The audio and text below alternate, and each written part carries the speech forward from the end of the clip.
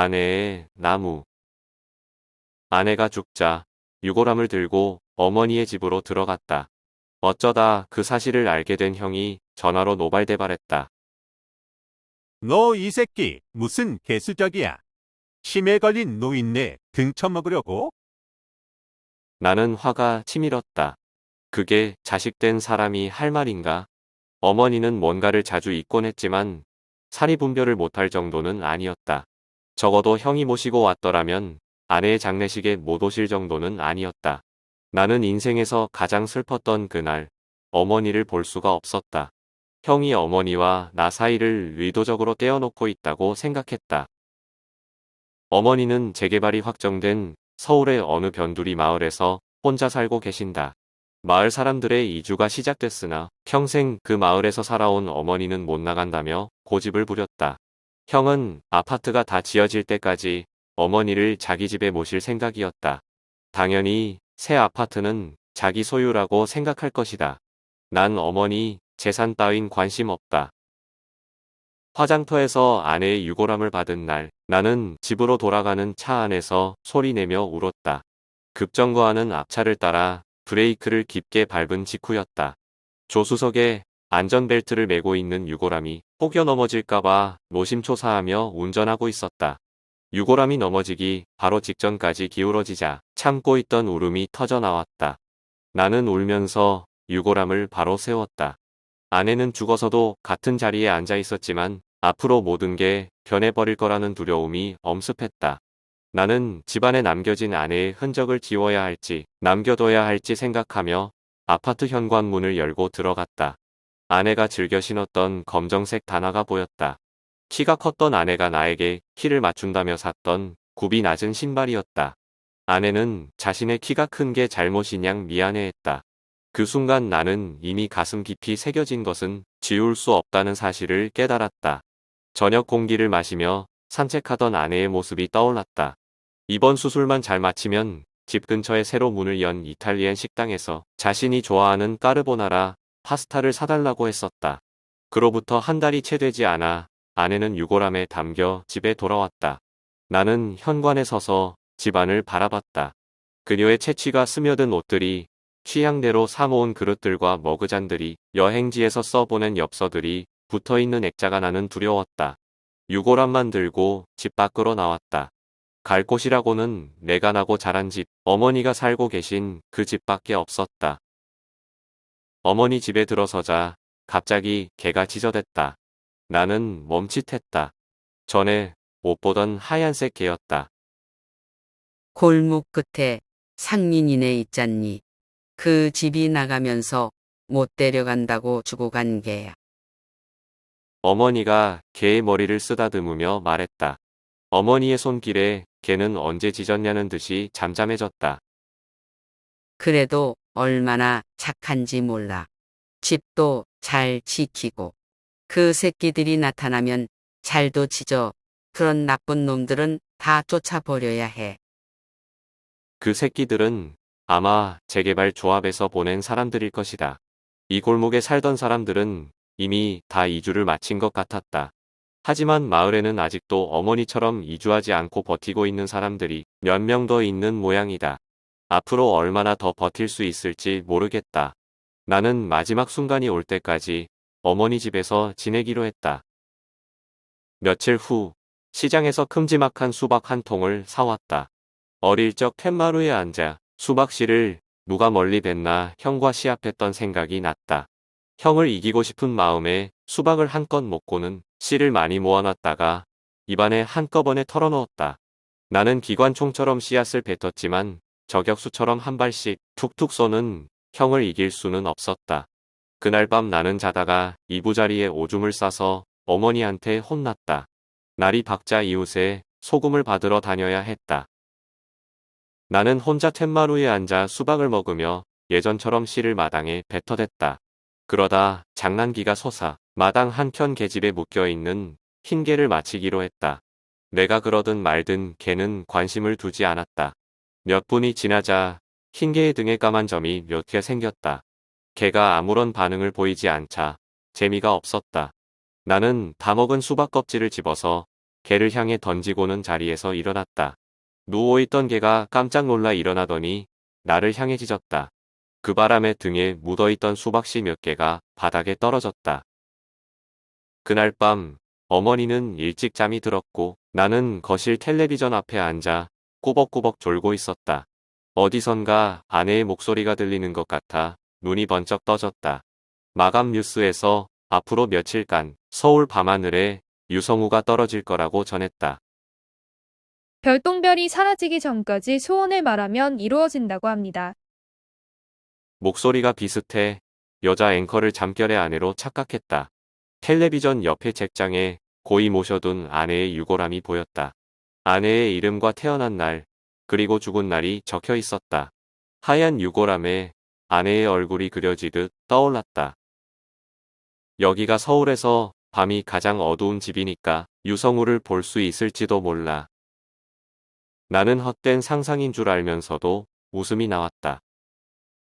그 후로 나는 밤마다 쳇마루에 이부자리를 깔고 누워서 하늘을 바라봤다. 어머니는 나를 보고 쯧쯧 하며 혀를 차고는 방 안으로 들어갔다. 날아드는 모기를 피하려고 곳곳에 모기향을 피웠다. 매캐한 공기 때문에 눈과 코가 따가웠다. 처음엔 걔도 모기향 냄새가 싫었는지 계속 짖어대더니 지쳐서 잠이 들었다. 나는 졸려서 저절로 감기는 눈을 부릅뜨고 또 부릅뜨며 잠을 쫓아냈다. 새벽이 되자 사방이 고요해졌다. 간간히 들려오던 풀벌레 소리도 멈췄다. 세상에 움직이는 것들이 모두 멈춰선 것 같은 적막함이었다. 그때 별똥별이 한 개 떨어졌다. 그렇다. 우주는 한 번도 움직임을 멈춘 적이 없다. 그 불빛이 내 눈 안으로 들어와 심장까지 전달되어 전기 충격을 가한 것 같았다. 가슴에 손을 얹어도 심장 박동이 진정되지 않았다. 빨리 말해야 한다. 최대한 빨리. 별들이 총총이 박힌 밤하늘 한쪽 구석에서 다시 한번 번쩍했다. 아내를 다시 살려주세요. 빛의 꼬리가 완전히 사라지기 전에 내던진 말이 허공을 갈랐다. 분명 내 말이 더 빨랐지만 의심을 거둘 수가 없다. 내가 정말 더 빨랐을까? 혹시 느렸으면 어떡하지? 걱정이 되어 한 번 더 시도해 보기로 했다. 졸음을 내쫓으며 한참을 기다리니 다시 기회가 왔다. 아내를 만나게 해주세요. 재빨리 내뱉은 말이 끝남과 동시에 빛의 꼬리가 사라졌다. 이번에도 의심스러웠지만 한편으로는 둘 중 한 번은 성공했겠지 하는 안도감도 찾아왔다. 나는 끊임없이 감기는 눈을 이겨내지 못하고 결국 잠이 들었다. 우주는 계속 움직여 아침이 되었다. 대문이 요란한 소리를 내며 열리더니 곧바로 개가 짖어댔다. 형이 들어왔다. 형은 자신을 향해 으르렁대는 개 때문에 기분이 나빴는지 발길질하는 신용을 했다. 뭐야, 이 개새끼는. 형이 위협하는 모습에 대항하듯이 개는 계속 짖어댔다. 집안에 있던 어머니는 재건축 조합에서 보낸 사람들이 또 온 줄 알고 문을 열며 욕지거리를 내뱉었다. 저리 쏙 꺼져. 이 새끼들아 난 죽어도 안 나가. 엄마, 나야, 큰아들. 안 나가긴 왜 안 나가요? 다 쓰러져가는 이 집에서 정말 죽으려고요? 우리 집으로 어서 가자니까. 엄마 손자 민석이 안 보고 싶어요? 우리 집에서 그냥 편하게 살아요. 형은 툇마루에 누워있는 나를 벌레 보듯이 훑어보더니 신발을 벗고 어머니가 계신 방으로 들어갔다. 나는 자리에서 일어나 뒤따라 들어갔다. 엄마가 안 간다고 하잖아. 이 새끼야, 넌 빠져. 형은 뒤돌아 나에게 삿대질을 하며 말했다. 형은 이번에는 꼭 어머니를 모셔가려고 단단히 마음을 먹고 온 것 같았다. 엄마, 빨리 짐 챙겨요. 민석이랑 민석 애미도 같이 왔어요. 밖에 차 안에서 기다리고 있다고요. 형은 방 안으로 들어가서 어머니의 팔을 잡고 끌다시피 데리고 나왔다. 누군데 왜 그래요? 어머니의 떨리는 목소리에 형뿐만 아니라 나도 당황했다. 어머니 상태가 갑자기 이렇게 안 좋아진다고? 저요. 엄마 큰아들이요. 거짓말하지 마. 이놈아, 그놈들이 보낸 거 내가 모를 줄 알고. 어머니가 형의 팔을 부리치며 말했다. 형은 아랑곳하지 않고 다시 어머니를 방 밖으로 끌고 나왔다. 나는 그 모습에 화가 나서 형에게 달려들었다. 엄마는 안 간다고 하잖아. 넌 빠지라고 새끼야. 형은 나를 밀쳐서 넘어뜨렸다. 나는 거실 텔레비전 앞까지 굴러 넘어졌다. 하마터면 아내의 유골함을 툭 칠 뻔했다. 엄마는 내 걱정이 되었는지 얼른 방 밖으로 달려 나왔다. 이 못된 자식아, 너는 부모 형제도 없냐? 어디 와서 난동을 부려. 이 썩어 죽을 놈아, 난 죽어도 꼭 내 집에서 죽을 테니까 알아서들 해. 형은 나를 일으켜 세우려는 어머니의 팔을 잡고 밖으로 나가려고 했다. 그때 마당에 있던 흰 개가 목줄이 풀린 채 형에게 달려들었다. 의외의 기습의 형은 개에게 다리를 물렸다. 일순간에 형의 얼굴이 일그러졌다. 잡고 있던 어머니의 팔을 놓치고는 마구 지저대는 개와 대치하는 상황이 되었다. 흰 개는 다시 달려들다가 형의 발길질에 정통으로 맞아 나가 떨어졌다. 그런데 개가 쓰러진 곳이 하필이면 아내의 유골함이었다. 균형을 잃고 비틀거리던 유골함이 바닥에 떨어져 깨졌다. 아내의 유골이 사방에 흩어져 버렸다. 그중 일부가 쓰러진 개의 털에 묻어버렸다. 나는 생각할 겨를도 없이 되는 대로 유골을 손으로 쓸어 모았다. 내가 금세라도 죽일 듯한 눈빛으로 째려보자 형도 당황하는 것 같았다. 형은 개에 물린 다리를 절뚝거리며 마당으로 뒷걸음을 쳤다. 내가 그런 거 아니다. 저 개새끼 때문이야. 내 잘못 아니라고. 어머니는 그런 형에게 소리쳤다. 썩 꺼지지 못해. 이 개만도 못한 자식아, 아이고, 이를 어째. 대문 밖으로 나가던 형은 어머니에게 소리쳤다. 다음에 또 모시러 올 거예요. 아무리 고집 부려도 결국은 나갈 수밖에 없어요. 어머니는 형의 말을 들은 채 만채 이리저리 흩어져 버린 유골함 파편들을 모았다. 다 깨져버렸으니 이제 어쩌나. 이게 둘째 며느리의 유골함이라는 사실을 어머니가 아는지 모르는지 도저히 가늠할 수 없었다. 별 수 없죠. 기왕 이렇게 된 거 아내의 유골을 마당 한켠의 땅을 파서 묻기로 했다. 내가 나고 자란 땅에 아내를 묻는 것 또한 의미 있는 일이라고 생각했다. 나는 어머니가 지켜보는 가운데 착잡한 마음으로 삽으로 땅을 팠다. 은정아, 미안해. 아내의 유골 위로 눈물이 뚝뚝 떨어졌다. 눈물과 함께 아내를 마당에 묻었다. 이제 나에게도 이 집에서 절대로 나갈 수 없는 이유가 생겨버렸다. 아내를 묻은 다음 날 온종일 제법 많은 비가 왔다. 나는 스산한 기운이 올라오는 툇마루에 앉아 아내의 유골이 묻힌 곳을 바라봤다. 개는 형에게 맞은 곳이 불편한지 집 밖으로 나오지 않았다. 어머니는 우산도 쓰지 않은 채 계집까지 걸어가 밥을 안으로 넣었다. 종일 아내의 무덤을 보다가 문득 뭔가 달라진 걸 깨달았다. 어제 덮은 흙에 초록색 싹이 돋아난 것이다. 나는 자리에서 일어나 눈에 힘을 주고 쳐다봤다. 정말 새싹이었다. 도저히 믿을 수가 없어 맨발로 그 앞까지 갔다. 그 싹은 내가 보고 있는 와중에도 조금씩 자라고 있었다. 전에 뱉어버린 수박씨가 흙에 섞여들어 있었나? 아니지. 아무리 수박이라도 이렇게 빨리 자랄 순 없어. 나는 혼자 중얼거렸다. 정체 모를 그 식물은 점점 굵어지더니 초록색 줄기가 갈색으로 바뀌었다. 가지에서 감나무 잎을 닮은 진한 초록색 잎도 자라났다. 수박이 아닌 게 확실해졌다. 이건 분명히 나무였다. 해가 지고 밤이 되자 빗줄기가 점점 약해졌다. 아내의 무덤에서 자라난 나무는 하루 만에 키가 1m 정도 되었고 옆으로 뻗은 가지가 계집에 닿을락 말락했다. 밤이 깊어지자 비가 그쳤고 나무가 자라는 것도 멈춘 듯 했다. 다음 날 아침 마당으로 나간 나는 놀라서 까무러칠 뻔했다. 계집에서 어제 본 초록색 싹이 돋아나 있었다.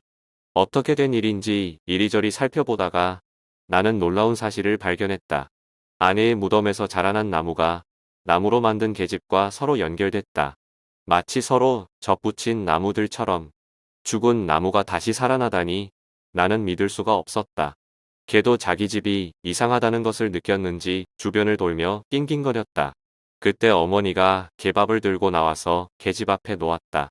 어머니는 이 놀라운 광경을 보지 못한 듯 했다. 집 안으로 다시 들어가는 어머니를 불러서 보여드릴까 하고 생각하다가 그만두었다. 나는 이 정체 모를 나무가 아내의 무덤에서 싹을 틔웠기 때문에 아내의 나무라고 부르기로 했다. 아내의 나무는 어제 종일 자란 것에 비해서 밤새 별로 자라지 않았다.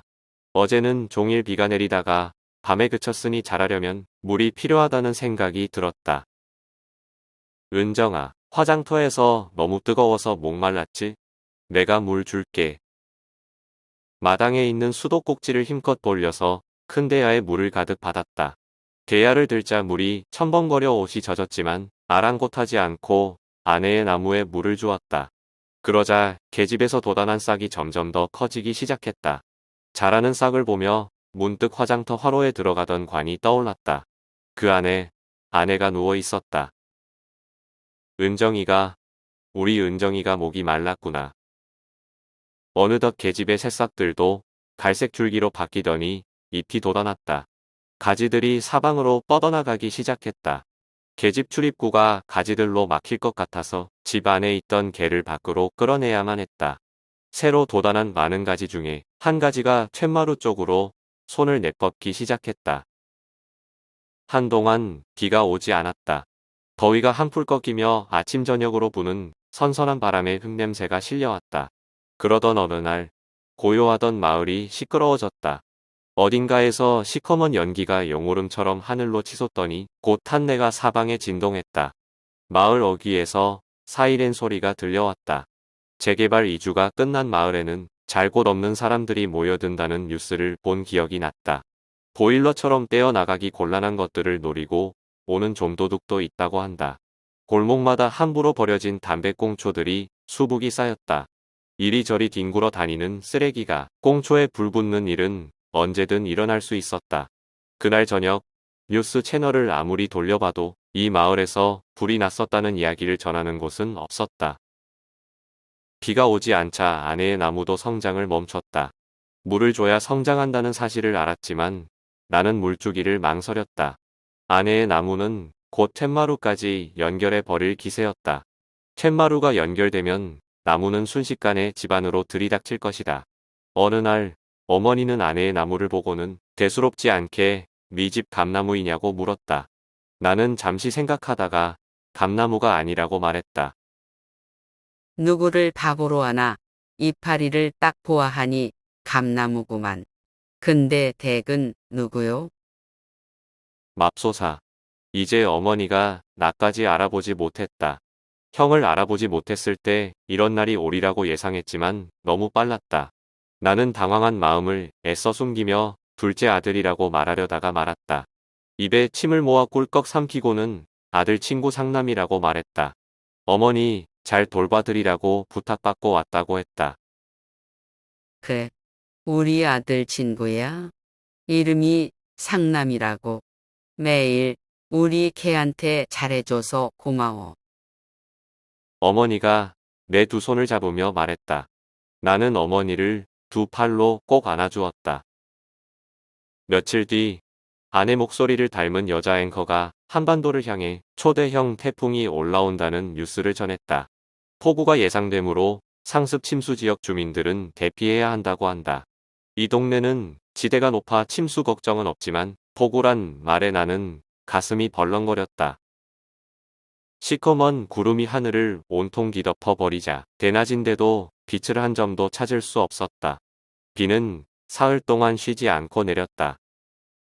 첫날엔 아내의 나무가 팔을 길게 뻗어 결국 툇마루와 연결되더니 툇마루에서 싹이 돋았다. 계집 무늬가지에 막혀버려서 흰 개는 툇마루 밑에 보금자리를 틀었다. 나는 내리는 비를 멍하니 쳐다보며 안쓰러운 마음에 개의 머리를 쓰다듬었다. 이튿날 툇마루 싹이 갈색 줄기로 크게 자라나더니 거실로 들어오는 문과 연결되었다. 오후가 되자 거실로 가지를 뻗어 유골함이 놓여있던 책장과 연결되었다.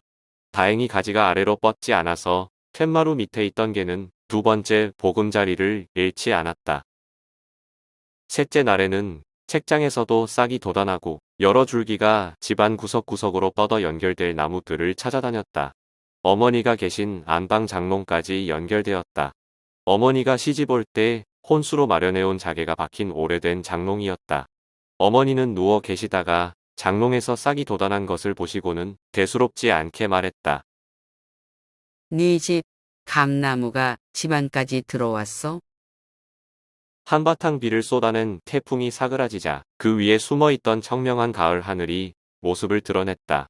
아내의 나무에서 줄기가 곳곳으로 거미줄처럼 뻗어 있어 집안이 마치 정글 같았다.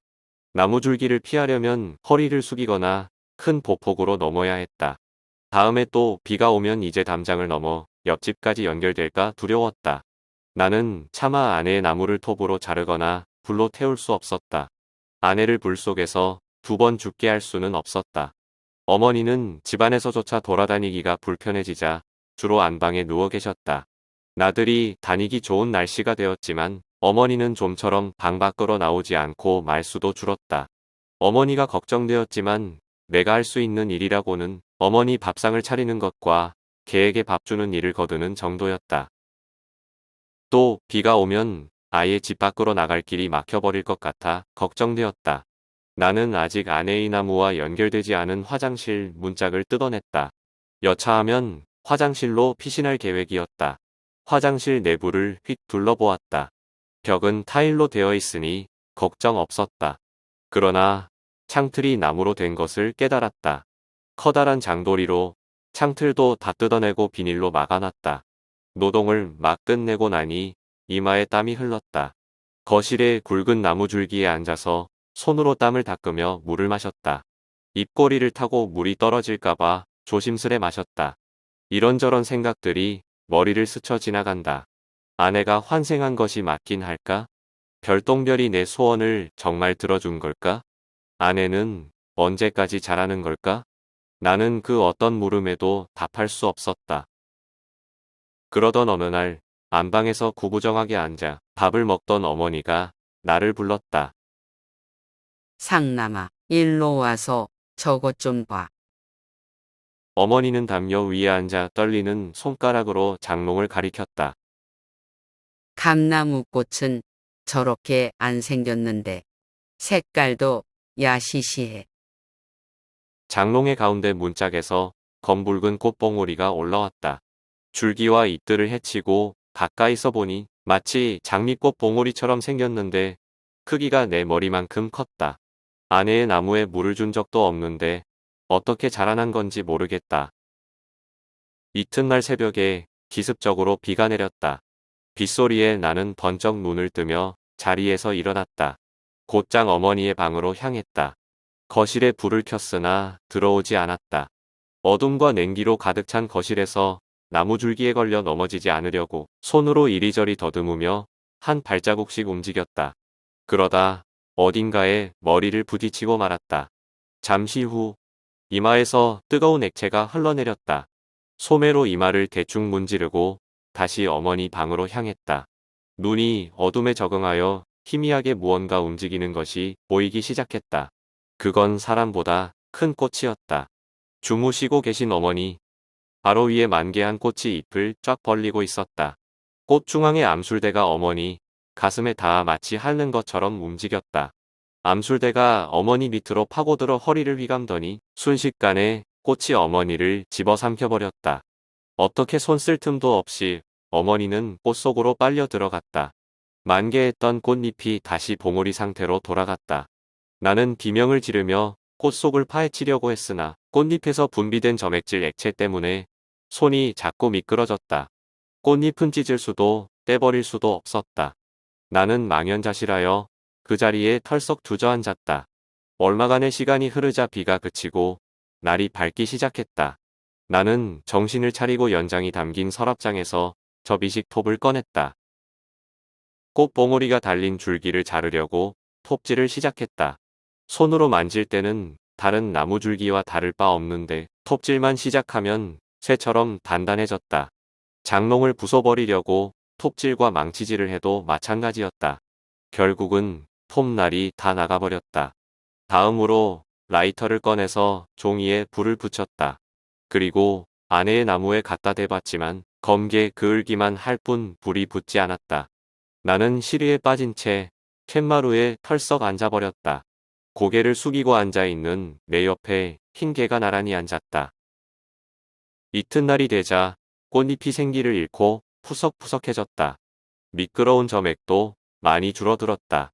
나는 꽃잎을 떼어내려고 잡아뜯었으나 여전히 불가능했다. 그 다음 날 꽃잎이 저절로 떨어졌다. 한 장, 두 장 떨어지기 시작하더니 우수수 다 떨어졌다. 꽃봉오리 속에는 커다란 짐볼만한 연두색 열매가 있었다. 저 안에 어머니가 있으리라. 나는 칼로, 망치로 열매를 열어보려고 했으나 소용없었다. 이번에도 시간이 흐르면 자연스레 떨어질 것만 같은 느낌이 들었다.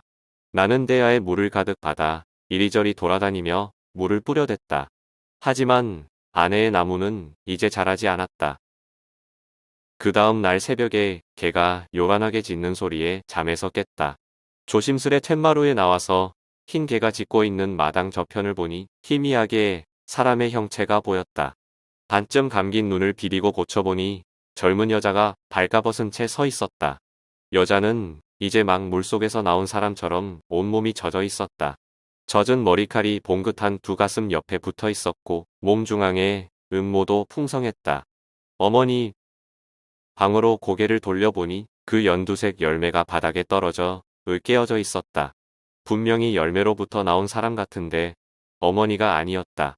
그렇다고 아내도 아니었다. 나는 이불을 가져와 여자의 몸을 감싸고 욕실로 데려갔다. 나는 여자에게 이것저것 물었으나 알아듣지도 말도 하지 못했다. 여자는 추워서 떨고 있었는데 겁에 질려 있었던 것인지도 모른다. 나는 얼른 따뜻한 물을 받아 여자를 씻겼다. 내 손이 그녀의 얼굴과 가슴, 엉덩이를 스쳐 지나갈 때마다 아내 생각이 났다. 우리는 이따금 욕조에 같이 몸을 담그고 서로의 몸을 씻겨주곤 했다. 목욕이 끝나자 수건으로 그녀의 몸을 말리고 어머니의 옷을 찾아 입혀주었다. 그녀는 순순히 내가 하는 대로 따라주었다. 어머니 방에 떨어진 열매를 치우고 다시 이부자리를 깔아주었다. 동력이 밝아올 때까지 여자를 어머니 방에 머물게 했다. 어머니일지도 아니면 환생한 아내일지 모른다. 그냥 아무도 아닐지도 모른다. 여자를 씻길 때 만져본 몸은 풍만하면서도 탄력이 있었다. 나는 실로 오랜만에 여자를 품고 싶은 욕정을 느꼈다. 하지만 동시에 고뇌와 번민에 휩싸였다. 어머니일까? 아내일까? 그 누가 알 수 있으랴? 아, 잠깐. 아까 그 개가 여자를 향해 짖는 소리에 잠에서 깨지 않았던가. 개는 어머니를 향해 짖지 않는다. 맨날 자기에게 밥을 주는 주인을 향해 짖는 일은 본 적이 없다. 아내는 그 개를 한 번도 만난 적이 없었다. 개가 낯선 사람한테 짖는 건 당연한 일이다. 나나 형이 이 집에 처음 발을 디딜 때도 짖지 않았던가? 정말 아내가 살아 돌아온 것이다. 아내는 유골에서 싹 틔운 나무로 시작해서 어머니의 몸을 빌려 살아 돌아온 것이다. 여자는 밥상에 차린 밥은 먹지 않았지만 컵에 담긴 물은 잘 마셨다. 젊은 여자가 80살 할머니의 옷을 입고 있는 것을 보니 웃음이 절로 나왔다. 내가 나 다 하고 천천히 말하니 여자가 따라서 발음했다. 가르치면 여자도 말을 할 수 있겠다는 생각에 한결 마음이 놓인다. 여자는 갑자기 몸을 부르르 떨더니 옷을 입은 채로 오줌을 싸버렸다. 기껏 씻겨놨더니 다시 씻겨야 해서 화가 났지만 물도 마시고 오줌도 싸는 것을 보니 영락없는 사람이라는 생각에 안심했다. 여자를 다시 욕실로 데려가 옷을 벗기고 씻겼다. 밤이 되자 여자는 하품도 했다. 오줌이 묻은 이부자리는 빨아서 마당의 나무 줄기에 널어놨다.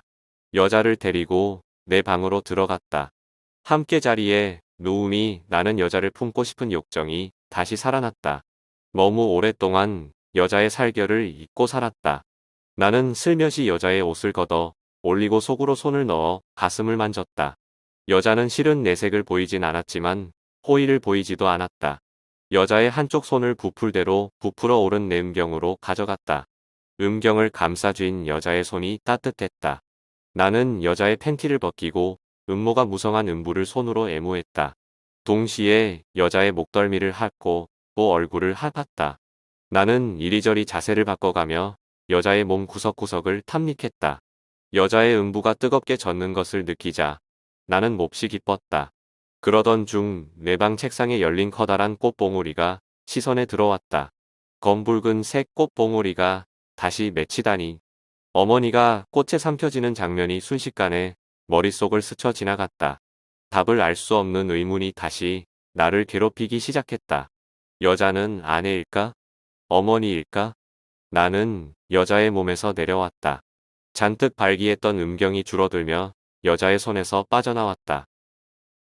여자가 잠든 사이 나는 옆에 누워서 한참 동안 꽃봉오리를 바라봤다. 어머니를 집어삼켰던 그 꽃봉오리와 똑같이 생겼다. 나는 왜 아내의 나무에서 두 번째 꽃이 피는지 곰곰이 생각했다. 그러다 내가 별똥별을 보고 소원을 두 번 빌었다는 사실까지 떠올리게 되었다. 직감적으로 이번에는 내가 꽃에 삼켜질 차례라는 것을 깨달았다.